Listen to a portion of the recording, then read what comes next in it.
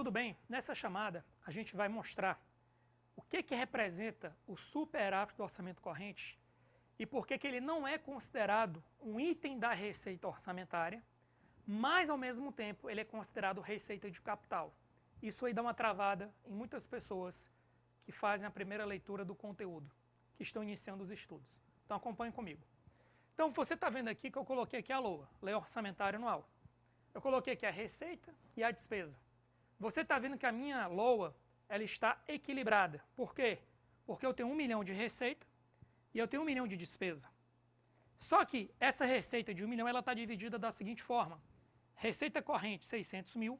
Receita de capital, 400 mil. E na minha despesa corrente eu tenho 500 e na minha despesa de capital eu tenho 500. E aí vem a primeira pergunta. Quem é o superávit do orçamento corrente? Ou seja, o superávit do orçamento corrente, eu vou comparar receita corrente com despesa corrente. Quem é a minha receita corrente? 600. Quem é a minha despesa corrente? 500 mil. Ou seja, nesse caso, eu vou ter aqui 600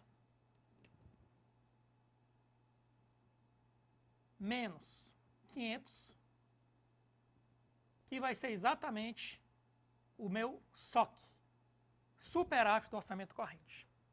E aí a primeira conclusão é, por que a gente conclui que o superávit do orçamento corrente, ele é receita de capital? É receita de capital. Por que a gente considera que o superávit do orçamento corrente é receita de capital? Simples. Porque a minha receita de capital, nesse caso, se eu tenho um superávit do orçamento corrente, é porque eu tenho um déficit de capital. E não tem mágica. Se o meu orçamento é de 1 milhão de reais, e aqui eu tenho 600, e aqui eu tenho 500, e aqui está sobrando 100, esses 100 mil aqui que está sobrando, eles vão ser aplicados aonde? Eles vão ser aplicados para cobrir despesa de capital.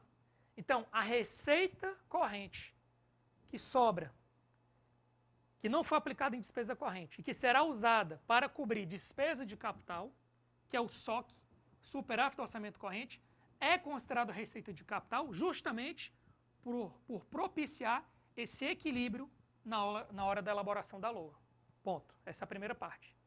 E aí o que acontece? O SOC, ele é um indicador. Apesar dele ser um indicador, apesar dele ser um item, apesar dele ser receita de capital, aí vem a última conclusão, ele não é item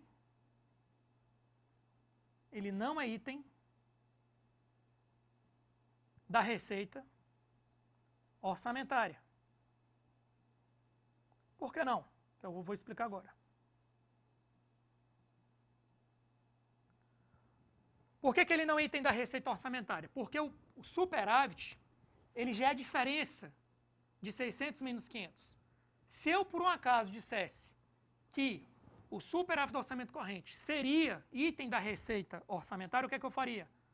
Eu jogaria 100 aqui, ó. Se eu fizesse isso, eu estaria errando. Por que eu erraria? Isso aqui está errado. Eu não posso fazer isso. Por que você não pode fazer isso?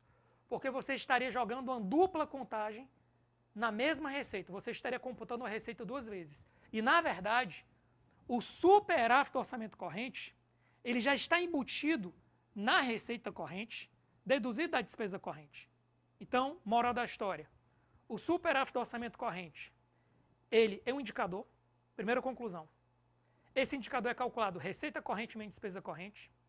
Segunda conclusão, ele é receita de capital porque ele mostra o quanto da receita corrente sobrou em relação à despesa corrente para cobrir despesa de capital, por isso que ele é receita de capital. E terceiro, ele não é item da receita orçamentária. Isso não quer dizer que ele é receita extra-orçamentária, porque ele não tem nada a ver com ativo e passivo financeiro. Ele é apenas um indicador. E por que ele não é item da receita orçamentária? Porque se eu considerasse ele item da receita orçamentária, eu já geraria uma dupla contagem na LOA e estaria tomando decisões equivocadas. É isso. Até a próxima.